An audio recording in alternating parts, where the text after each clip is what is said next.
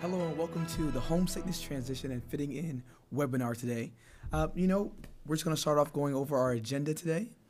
And on our agenda, we're going to go over our introductions, types of adjustment issues, strategies for our families, resources, upcoming events, and questions. So my name is Pejay Lucky. I'm one of the Associate Directors in Residence Life here. I'm Julia Smith. I am a counselor with Counseling and Psychological Services. Hi, I'm Kamala. Kiem. I'm one of the Associate Dean of Students in the Division of Student Affairs, and I'm also the Director of the Office of Student Engagement. And behind the scenes, we have Jack Quinones. He will be moderating our session. Zach is a recent alum, class of 2018, and he's also the Civic Engagement Coordinator in the Office of Student Engagement. Say hi, Zach. Hi. And Julia will be kicking us off. Hi, and welcome everybody to our webinar today. We are going to be talking about adjustment today, and there's many different types of adjustments, as you can see, and this is certainly not an exhaustive list, but we're really in particular today going to be focusing on homesickness, time management, and coping with stress. These are the primary things we see up at counseling for dealing with our first-year students. If you have questions about the other things on the list or anything at all about the adjustment process, there will be a Q&A at the end, and I encourage you, if we miss something, to please ask us, because we really want to be able to help you in whatever way we can to help your student. About homesickness, last year at counseling, we saw 630 students up at counseling, and 169 were freshmen. In early fall, we know what we'll mainly be dealing with students is the transition to college issues. So, what homesickness is, I think primarily they miss you. This is a very normal, universal response to leaving home. Our studies show that 70% of students report homesickness in the first few weeks of school, which goes down to about 40% by the middle of the first semester. So you can see there's a precipitous drop, but it's still lingering. So we'd probably see that go further and further down. But just to say, if your student is still really expressing a lot of homesickness, this is really very normal. Most of us, too, I always say, would be challenged by moving away from our homes. I have nightmares about leaving my husband and my daughter and my dog and like moving into a little room with a stranger. So this is really hard what they're doing. I always think that's really important to start with that. And I think, one of the big things is this abrupt cessation of all familiar routines and schedules that they have at home. So that's a lot of it. It's so disorienting to just leave home and leave all those familiar routines. And there's just this adjustment to a brand new culture, and that is akin to culture shock. So. This graph, which I hope you can read on your screen at home, is really a good demonstration of what happens with the transition to college process. This is taken from the culture shock literature, but it's very applicable to any kind of adjustment process. At the beginning, you see people are high on the scale, and that's usually what we call a honeymoon phase, where the honeymoon phase can often start before the student gets here.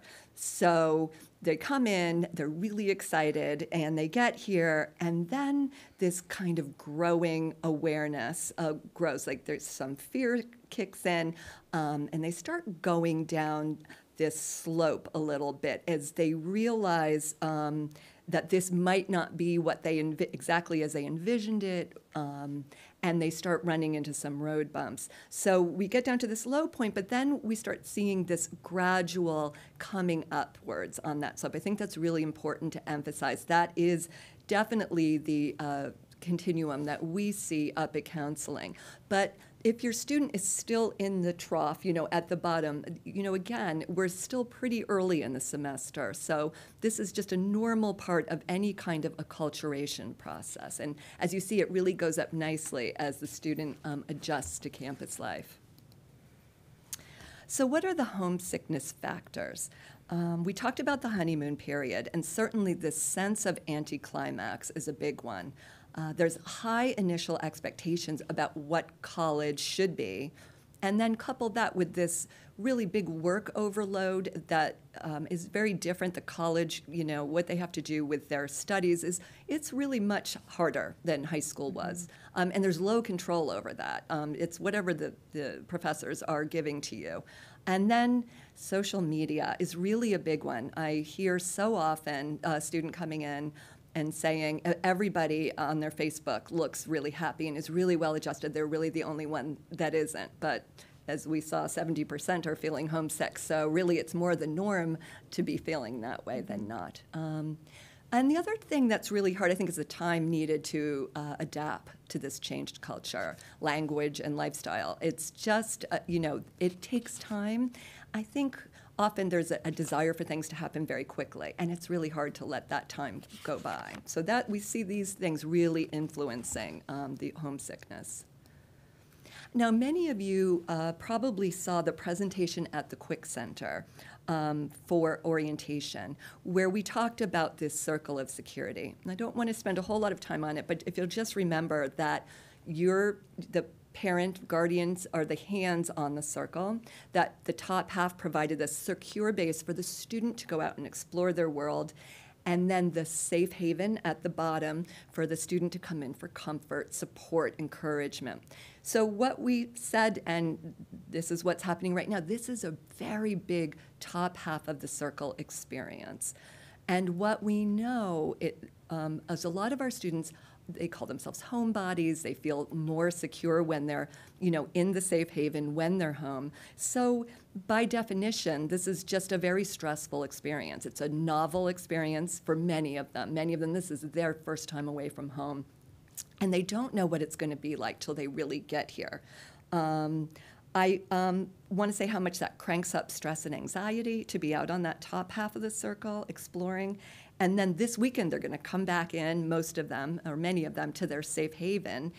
And so don't be surprised if when they go back out again next week, they experience an upsurge in their homesickness. Many of them maybe will already have looked like they've adjusted, and then they might get a little bit more homesick. So that's a very typical pattern. So don't be surprised if all of a sudden next week there's a resurrection of the phone calls and the feeling sad.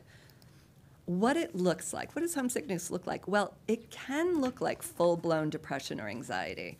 In fact, we always have a diagnosis for things, and at counseling we call that adjustment disorder with anxiety and depression. And really you can see full-blown panic attacks, often for the first time. We see students who stop eating, they're not sleeping. We've actually had students who come in and actually vomit in the office because, this is a lot about the stress response.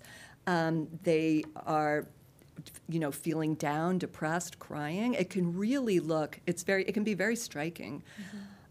How we differentiate that, though, from a mental illness or something, that's more long-lasting is that when they go home, it tends to remit. So that's how we know we're in the presence of an adjustment issue. So how can you help? Sometimes I would imagine you feel a little bit helpless with that, but I always say, first of all, is to validate. This is really hard, what they're doing. And again, like we would all struggle with having to do what they've just done. So it's just to bring up the courage and bravery it's taken for them to be out here doing this.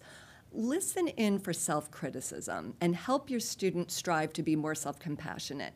The literature points to students who can be talking to themselves in a way like, okay, well, everybody's kind of going through this. This is really hard right now.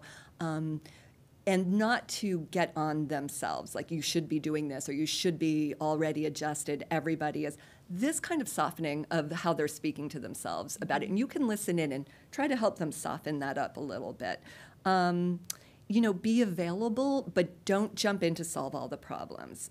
Just listen into how they're handling it and then maybe offer suggestions. Encourage your students to use resources on campus to help them puzzle things through. And in a pinch, I've come up with a few suggestions, which are the ones I really go to in my work with students. Number one is encourage involvement. As you can see, students who are involved in campus clubs and organizations and sports, it really helps to alleviate homesickness because they start anchoring into the community and feeling like they belong and have a purpose. Brainstorm about what your student loves to do or what they're interested in, what brings them passion, and help them figure out where they would fit in all of. We have so many things to offer them, but it's like how they're going to find their place here. Suggest making a schedule, and this fits in with the time management. In high school, everyone's on the same schedule. In college, everyone is on a different schedule. It can be really disorienting if you think about the regimentation of high school. So I often encourage my students just make a daily schedule, slotting in class, gym, study time, library, downtime. That contributes to structure and a purpose, a sense of knowing where they belong, which will reduce stress. Helping to break down the calendar. Thinking of an entire semester away is very overwhelming for students. What I like to do is sit with them and literally sit with the calendar and break it down into increments so that we can see, oh, look, you're here for 3 weeks and then you go home for break, or, help them see it in a more bite-sized way so that they know that they're going to be coming back to home and then come back out. I also want to say that when they're home is to try to encourage them is not to worry about coming back here. I've seen a lot of students ruin their wonderful time at home with just being anxious about coming back. So if you can help them stay in the moment and enjoy what it is that's going on at home, that will really help. Encourage stress management. This is my best for last. I wish I had something better up my sleeve. If you read anything about stress and the stress response, it all comes to this inevitable conclusion that you have to manage it. When I see a student, I say, go out and exercise and go running. And it's the aerobic activity that really helps. I want to emphasize that. There's a whole lot of biological reasons. I won't bore you with all of that, but it's really, really important for the aerobic activity. And when they come back, they almost always tell me they feel better. Now, the research shows that combining those aerobic activities with like a team sport, so like a club sport or being in a class, really maximizes the impact of the aerobic activities. So that's a number one suggestion. Mind-body activities such as yoga and meditation and prayer are really helpful at this stage because it just helps to bring all that stress down. And taking a break. I can't tell you how many students I hear who all say, well, do you take any breaks? The answer is no, I need to keep studying. Mm-hmm. studying's so important. I mean, that's the reason they're here. But if they don't take a break, their brains don't get any rest. So I really try to work with them of just taking a certain amount of time each day just to let their brain rest and bring down that stress level. So if you can encourage them to do that, that would be helpful too. And then we can help.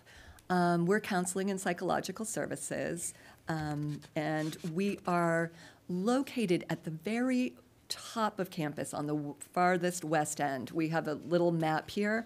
It's out of the way, but in a way that can work for confidentiality. People feel that they really, have a confidential space to come to. What we offer confidential and free services with a licensed professional. All of us are licensed, and all students are entitled to 10 individual sessions per year. We have group therapy, which is an unlimited, they can come on an unlimited level, and it includes grief group, stress reduction. We have others, but those are kind of our top ones. And the stress reduction is really helpful for the first-year students. We also provide referrals in the community for students who are going to need a little bit more support than what we offer. And this is how to reach us. We have a presence on the website. We have, we're available by phone. We have drop-in hours every day from 1 to 4. There's always someone who can meet with a student every day. And we can also be emailed. You can reach us there.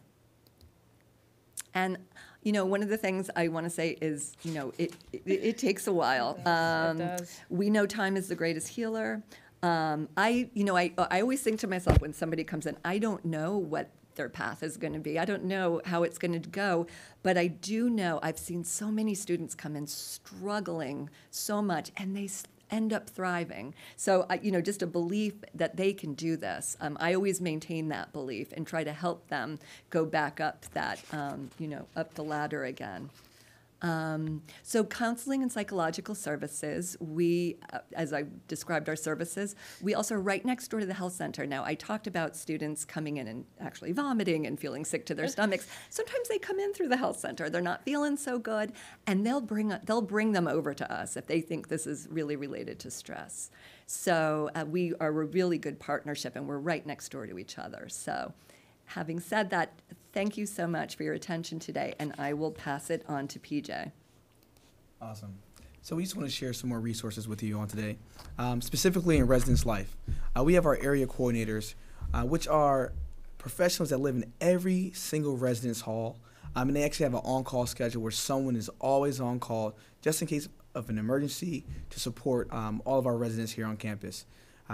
They work hand-in-hand with our resident assistants, who are student paraprofessionals who the area coordinators supervise. But those are our students that live on the floors with your student. And they're actually, especially for the first year, they do what's called one-on-one meetings, where they're checking in to make sure that your student is getting and having all the support they need to really thrive while they're here on campus. And we actually do that for the first year and the second year here at our institution. As you see, we have some other student leaders that are highly involved in the residence hall and also in our commuter lounge if your student is a commuter student. We have our interfaith peer ministers as well as our care team.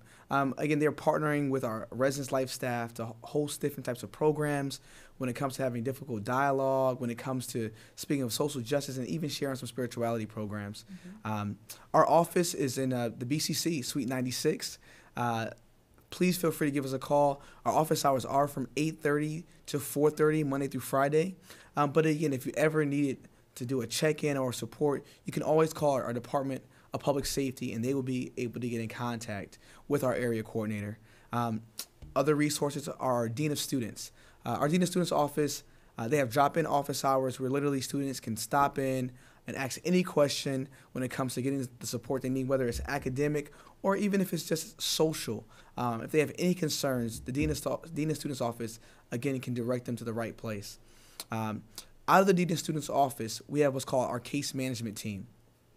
Our case management team, I actually sit on this team, where we actually meet bi-weekly to see how can we triage to support students that may be having some challenges during their first year or throughout their time here in general at the university, where literally we're partnering with all different campus partners all across campus to ensure your student has the support that they need. When in doubt, if you have any questions, again, feel free to call the Dean of Students Office. And again, our Department of Public Safety, who's open 24/7. If you have any concerns, if you have any challenges getting in contact with your student, feel free, please call our Department of Public Safety. They're great officers to work with, and again, we're here to support your student. As Julia mentioned, one of the key tips that you offer, Julia, is for students to get involved. And the Office of Student Engagement helps support student involvement, hence the Office of Student Engagement. We also oversee the transition support of our new students. So for many of you that experience June orientation, fall welcome, move-in day, our office, in collaboration with the Office of Residence Life and a number of campus partners, coordinate those experiences to ensure that we're providing the necessary transitional support for our students. We also support leadership opportunities here on campus. There are a number of elected and selected student leadership positions that not only will it mitigate homesickness, but it would also cultivate wonderful competencies that will help your student land a wonderful job or another opportunity here on campus. We also manage late night weekend programming, substance-free late night weekend programming, specifically on Friday and Saturday nights between the hours of 10 p.m. and 1 a.m. to 2 a.m. Additionally, there are a number of traditional events that we also coordinate with campus partners and also with our student government associations, such as, for many of you know, you may have heard of the presidential ball that happened this past Friday, which was a successful event. We had over 2,500 students in attendance at that event, and it was a wonderful event. Upcoming, I'll also talk a little bit more about some of our traditional events that are upcoming soon. We are located in the same suite as the Office of Residence Life, Suite 96 in the Barone Campus Center. Our phone number is 203-254-4053. And our email, very simple, engagement@fairfield.edu. In addition to those resources that I just mentioned, one of the key initiatives that we push out and we develop in our office, again, in collaboration with a number of our campus partners, is the First Year Experience Program. And within that First Year Experience Program, there are two key personnel that help support your students. The new student leader, who's a peer, and a community associate who's a faculty and staff member. And they facilitate weekly dialogues with a small cohort of first-year students, usually around 15 to 25 students.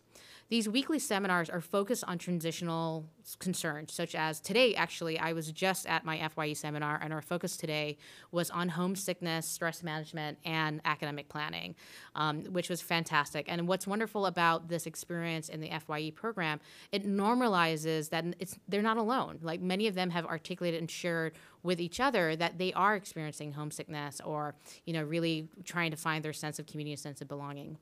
In addition to these experiences in the first year experience, we also collaborate with the academic center in terms of any academic issues that students might be experiencing. And so we also make sure that they have the resources they need to be academically successful. I wanted to point out clubs and organizations. We have over 100 clubs and organizations here on campus. And this is wonderful. This is a fantastic, it actually highlights how engaged our students are and how much they want to experience their different passions or even create clubs that will explore their passions. So it's an opportunity for them to get involved. And if your son or daughter or your student is looking to get involved, they can simply visit fairfield.edu/clubs. You yourself can also go to fairfield.edu/clubs and see the number of clubs that we have to offer our students. I'll actually pass it over to Pejay. Awesome. Again, when it comes to resources, we also have our parent and guardian guide, which is actually, you can literally go on our website and search parent guardian guide, and it'll pull right up. And this resource literally has in detail all the services that we provide for your student. And again, literally, please go onto our website and check it out. I mean, from almost every campus partner, almost every department is in that guide to tell you what you need and what to do to better support your student and what they may need while they're here on campus. Also, the college lingo. Yeah. Yeah, what's the GPA, what's an NSL? We use a lot of acronyms around here. Exactly. So. And even when it comes to our buildings on campus, again, all that information should be in the parent guide. Also, we say ACDC for short, which is our Academic and Career Development Center. Literally, if your student is having any issues when it comes to academic, please go to our Academic Support and Advising Center. They're there to really help strategize, to put your student on the right plan, whether it's organizing, time management, or making sure they're in the right classes to make sure they're successful. Also, in that same building, which is in the Kelly Center, the accessibility department. So again, if your student is if your student needs any accommodations when it comes to academics or even in their residence hall, please feel free to reach out to that department.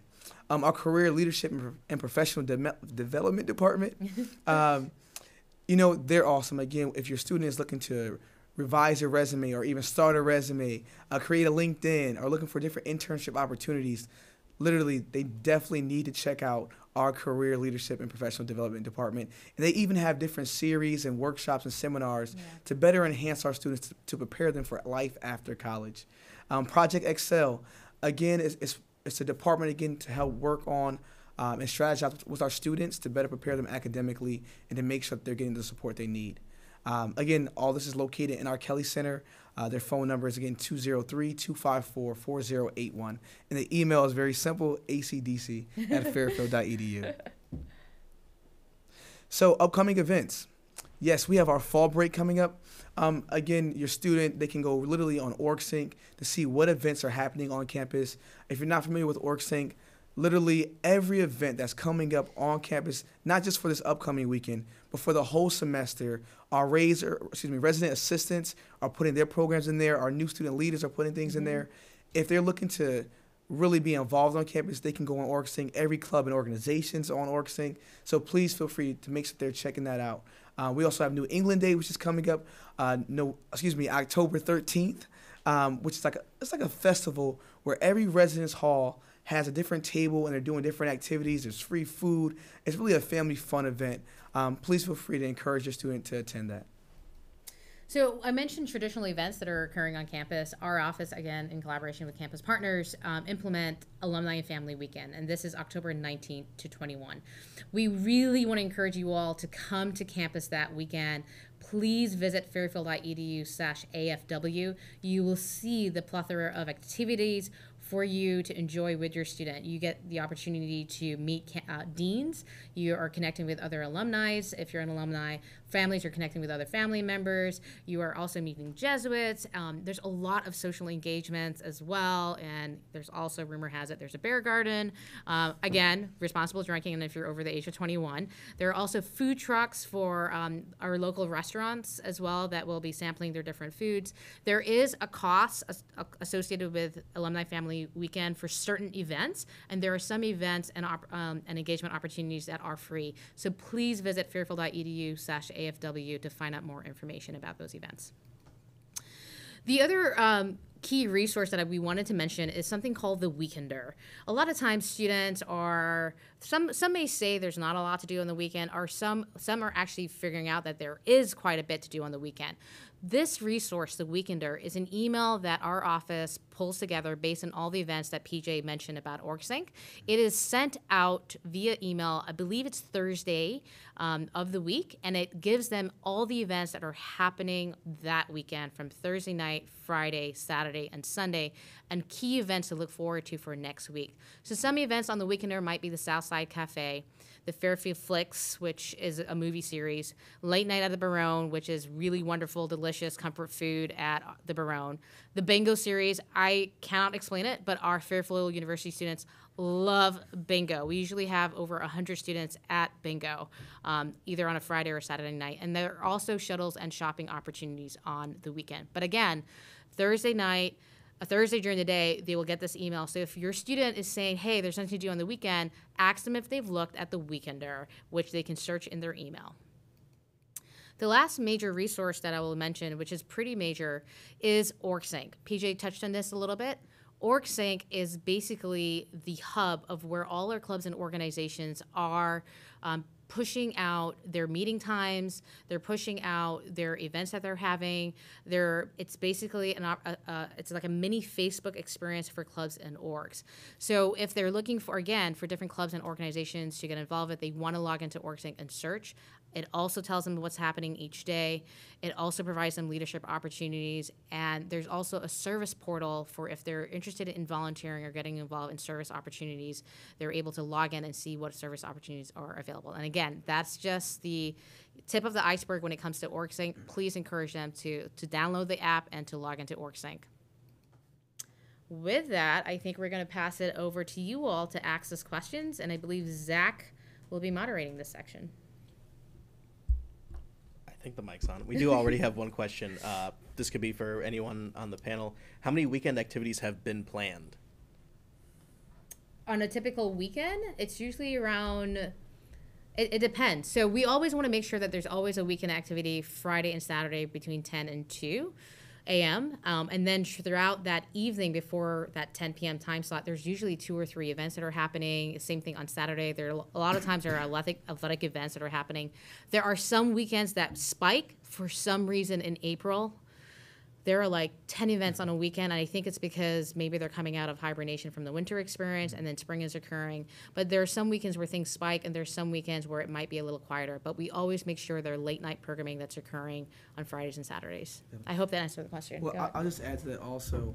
In their residence hall, they always literally may do a spontaneous program where they'll see people in the lounge and say, you know what, why don't we have some fun and games, maybe order some food, and just chat or even watch a movie. So literally, programs are just happening. When we see students maybe willing to engage, we want to make sure that we're supporting them and engaging them in the opportunity. So, we have another question. How do I help my son engage when he's showing no interest in extracurriculars?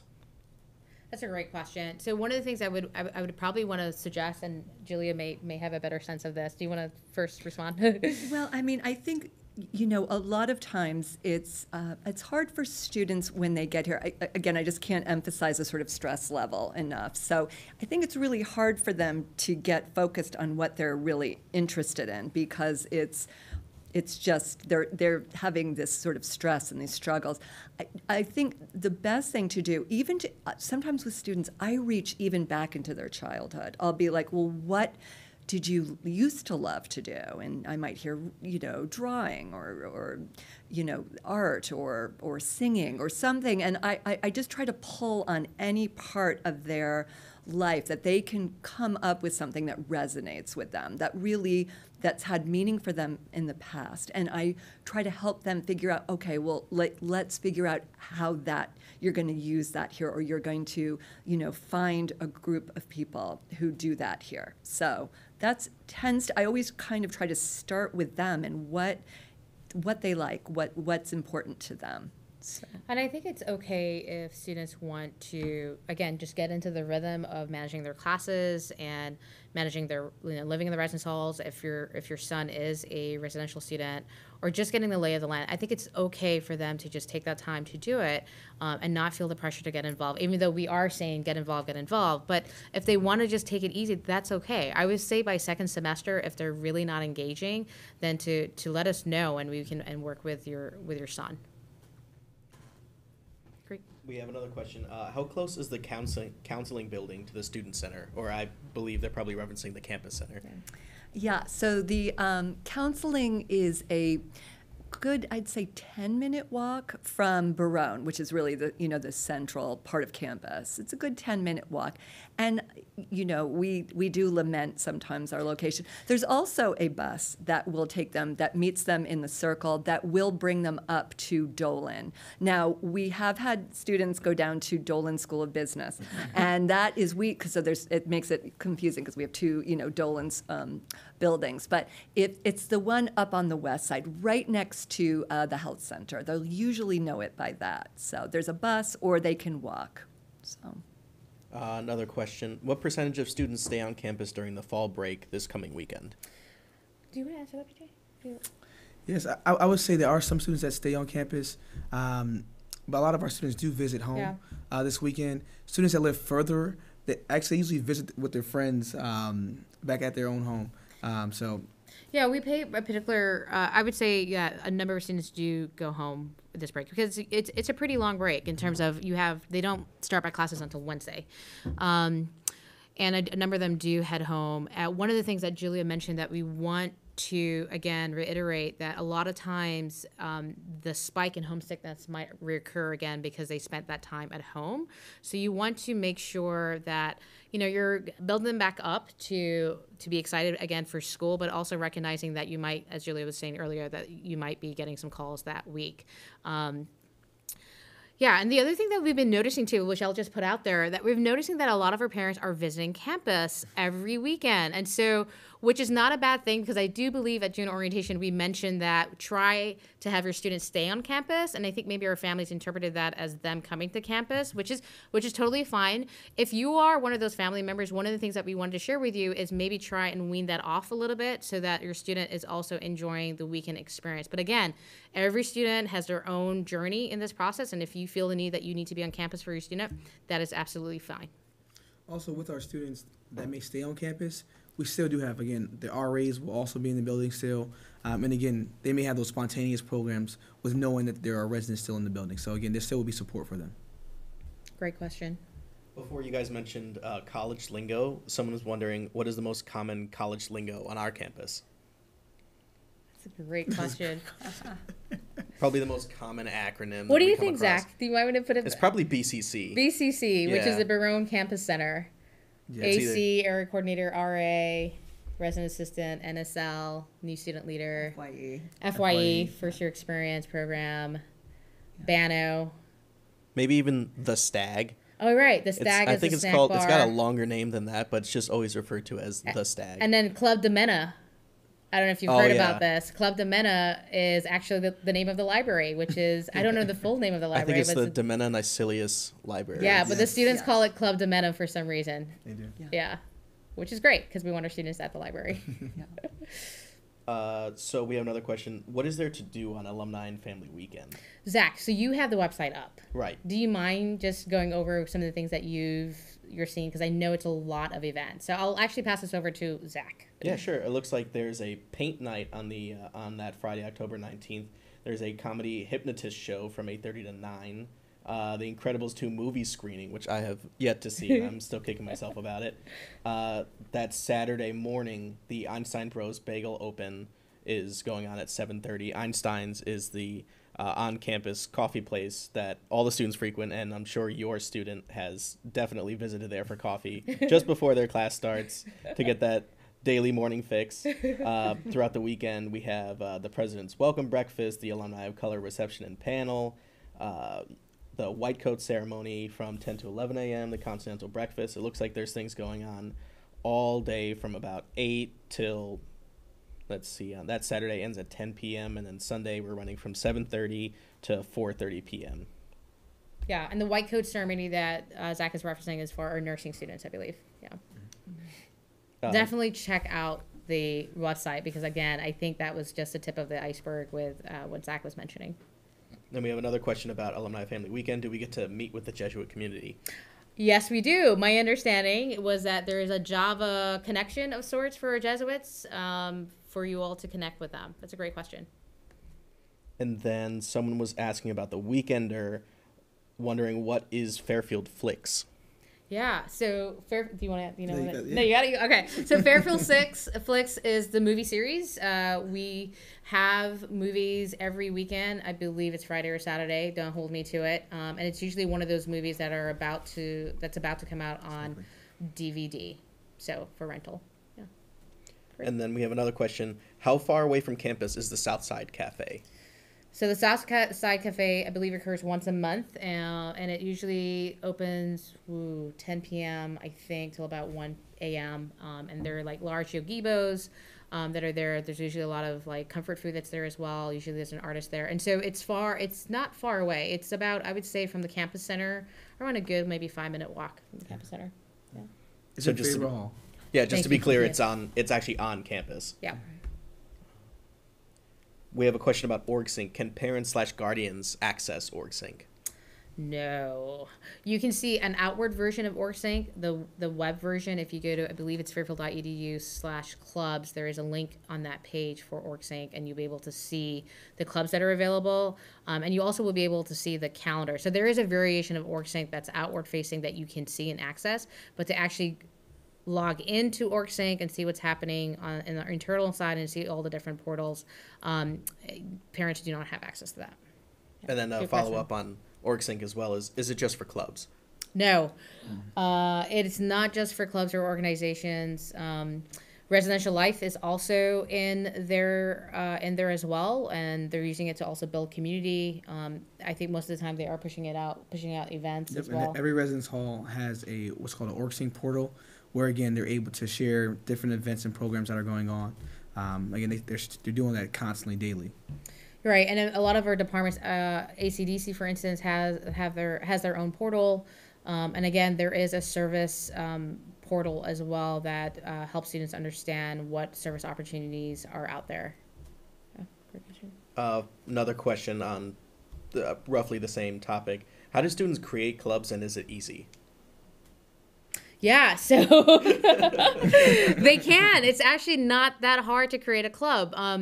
What we look for is there is a club creation form that they can access again in OrgSync if they search COSO, I believe COSO, and they access that portal. Within that area, they'll be able to access the club creation form. That's what I'm calling it. I don't know if it's actually called that way.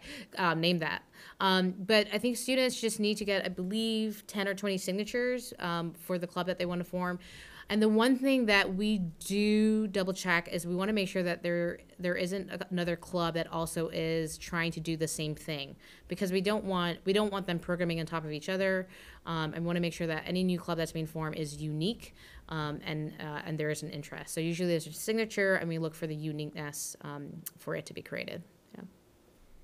Cool. This question: how do I help my student who is exiting the honeymoon phase without seeming overbearing? That's a good question. Here's what I would say. I would just try to listen and validate what they're saying. Again, we do see that the honeymoon phase and it goes down. But I think if you follow his or her lead and let them tell you what's going on, and just, using encouraging, furthering exploration questions, I think you can't go wrong with that. That's such a great question, because I know it's so easy to feel like you're pushing, and I know how that can feel, and that often just shuts the student down. So if you could just kind of think about your role as to just be there with them and just keep helping to further what they're saying, I think that would go a long way towards facilitating the dialogue. We have another question about the calendar. Do you think it is best for my student to use a print calendar or a digital calendar? Well, I know I brought up that tip. For that specific purpose of helping them to organize themselves, if you think about like a digital calendar, there's kind of an infinite quality to it. There's something nice about a piece of paper. It just keeps everything contained on the piece of paper. I always encourage actually a paper schedule for that purpose of helping them orient themselves. I mean, for like what assignments are due and all of that stuff, I don't have an opinion, but specifically on that helping to orient them, I do feel like a piece of paper in their hand is almost a security blanket. And so anecdotally, this is a great question. I ask students this all the time. Like, many of them use paper calendars, and I was trying to reconcile that with the fact that these are, very tech savvy students, but for some reason they love the paper calendar. They love the actual planning book, the hard copy version of the planning book. Yeah. So it seems to be one of those things. I think it's You're right. I think it's grounding. I think there's just something very contained Yeah. about it. Yeah. I've seen a combination of both, where they'll have their calendar, in paper form, but then there's other apps where they can have different task lists. There's an app called Wonderlist, and they'll sync it where you can even do group work. So again, I've seen a mixture of both, but again, a paper calendar usually definitely keeps students grounded. Yeah. Another question, this is definitely Julia again. After 10 individual sessions, is there a cost associated for more visits? There's no cost associated. If a student needs more than 10, here's how we tend to run it. If somebody comes in and we say, we already know it's going to take a long time, or they come in. So a lot of students come in, they want weekly psychotherapy. They're used to that at home, and they really want that structure to go through the year. Very understandable. We will help them find a referral. A lot of times what happens, and I said that earlier, is that I never know what's going to happen when I have a student in front of me, how it's going to go. And, I'll just kind of see it through with them. So we can sometimes request if it's warranted. So I guess what I'm trying to say is if they're going to need more, we will provide that. We don't just say, hey, you got to go. But we do that on an individual basis. So sometimes it goes over time for sure. We have a question for, I think this might be good for Pejay.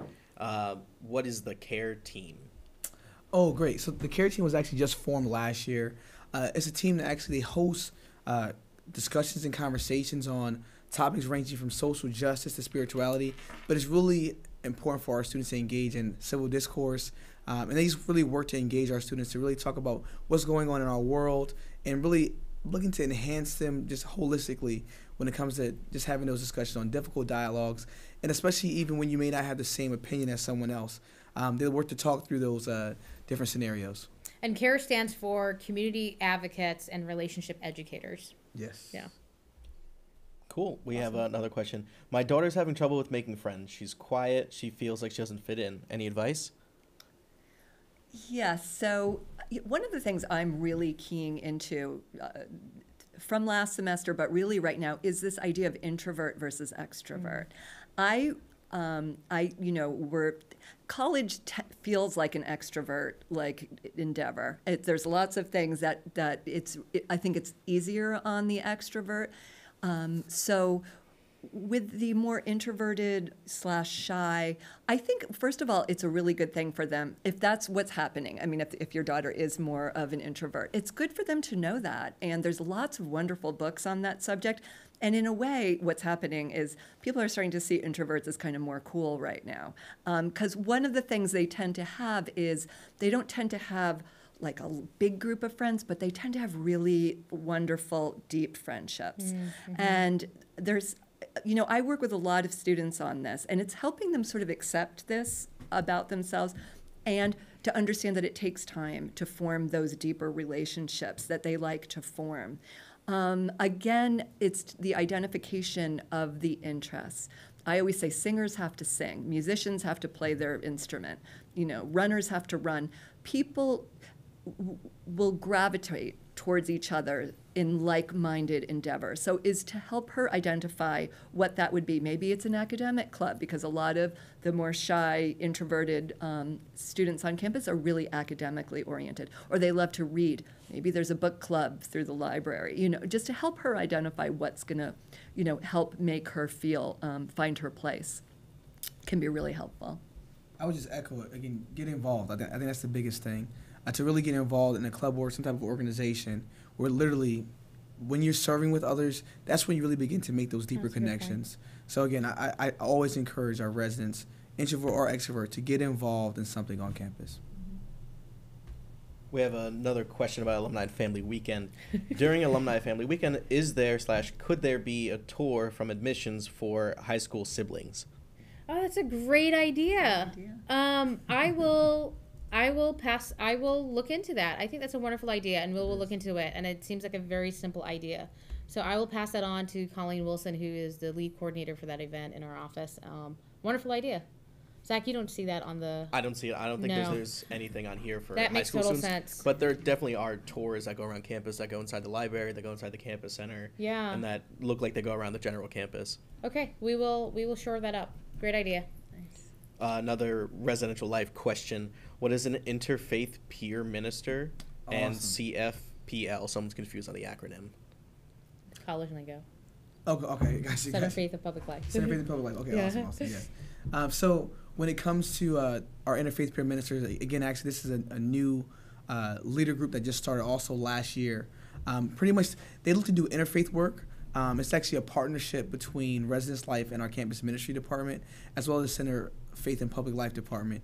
We literally work together to train our interfaith peer ministers on interfaith leadership. They do a lot of spirituality programs. Again, some of it is just having a conversation. Some of it is discussing different dialogues. I mean, it could be literally from, what's Justin Bieber's spirituality?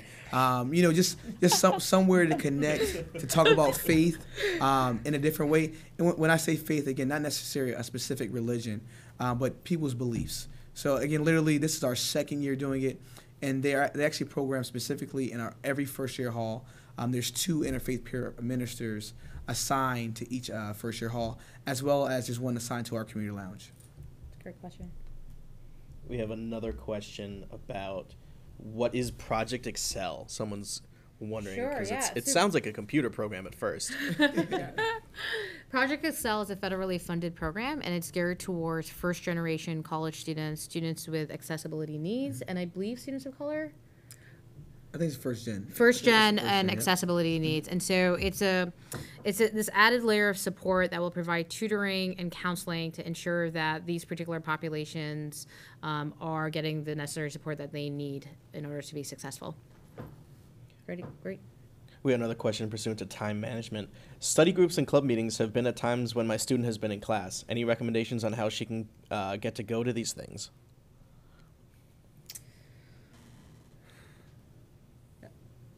That's a tough one. Yeah, ACDC. I'll say if they go to academic advising, literally they'll be able to navigate them better to see what's available. Maybe she doesn't know everything that's available for her. Yeah, and what came to my mind is that she may not be the only one that is unable to access these resources, and so I think that's important feedback for us to receive, because maybe we need to tweak the tutoring times and the study session times. Exactly. So please encourage her to see ACDC and to share that feedback.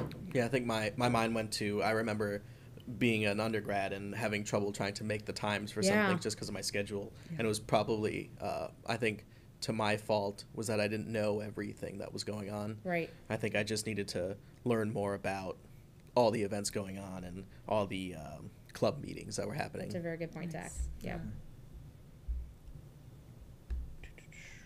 We have a question about New England Day. What is different about New England Day for the East Coast versus something similar to what we have on the West Coast? Well, we call it New England Day because traditionally, I mean, it's usually in the fall, and we are in New England. So, I mean, literally sometimes students are programming with like hot apple cider. So some of the local intricacies from New England may appear there and traditions. Yeah. So, I mean, that's why we call it New England Day. I mean, it's literally in fall, so, the New England fall leaves may be around. It's really just creating that theme and that presence, so. West Coast, East Coast. Uh-huh. Us nutmeggers, huh? We have a question about first-year transition workshops. They happen twice a week, but what if my student can't make those times? Yeah, again, I think that's important feedback for us to hear, and we'd be happy to work with your student on ensuring that she's getting the necessary resources that she may need. And again, there might be a critical number of students that might be experiencing that particular situation. And I know ACDC is open to flexing their workshops based on student needs. So I would encourage them to come and talk to us. They're welcome to visit the Office of Student Engagement to receive that feedback, as well as to visit ACDC. Good point. We got another question here. What is the best way for a student to find one-on-one tutoring? Is there a bulletin board where upperclassmen post? Student has used group tutoring but needs more individual attention.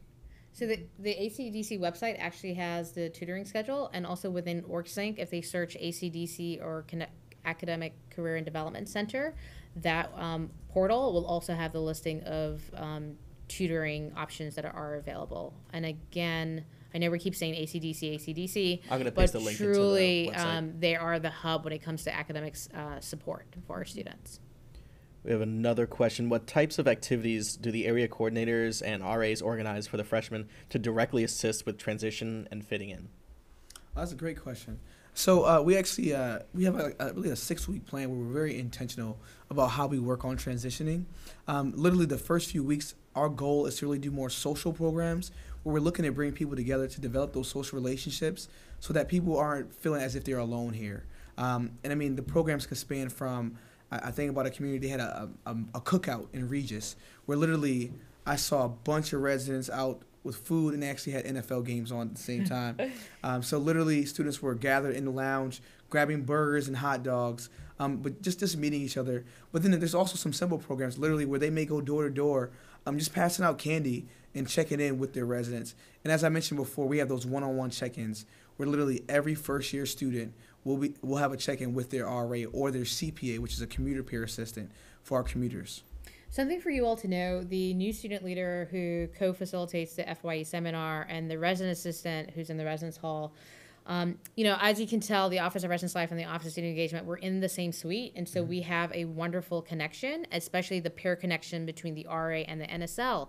And there may be times where we might recognize that a student might be struggling, and Pejay, the Office of Residence Life, might notify us, and we might work through the NSL to do a check-in on your student. So again, and those are only two of the several people who are surrounding and supporting your student, creating this wonderful web of support to make sure that your student is receiving the resources that they need to be successful here. And I think we have time for one more question. Okay. This might be a question for counseling. What do you suggest a student does when taking a break? Is it reading? Is it drinking a coffee? Is it taking a nap? Yes, yes, and yes. Anything really that's going to just give themselves a break. Sometimes students like to nap. I sometimes even say, like, go onto YouTube if they like animals, is just look at silly kitten and puppy videos. Like anything that's really gonna just really make them relax. One of the big things I like to tell students is put your earphones on, lie on your bed, and just listen to the music. Don't do anything else. Just anything that's going to slow them down. A lot of students just really, I'm just always struck by, they think it's a bad thing to take a break, that they really feel they have to go nonstop. And what we know is you just have to recharge. There's just no other way around it. So those are the things I normally suggest for them. And again, the running or like walking, anything aerobic too, to just get out and get their bodies moving is so helpful. So. Awesome. Good. Okay. Oh, Thank you all for your time. Anything else, Kamala or Jimmy? no, thank you all. And I just want to give a special shout out to Zach. This was his first webinar with us. Yay. I think he did a fantastic Nice job. job. So thank you, Zach. And thank you for all of you for participating in the webinar. Thank you. Great.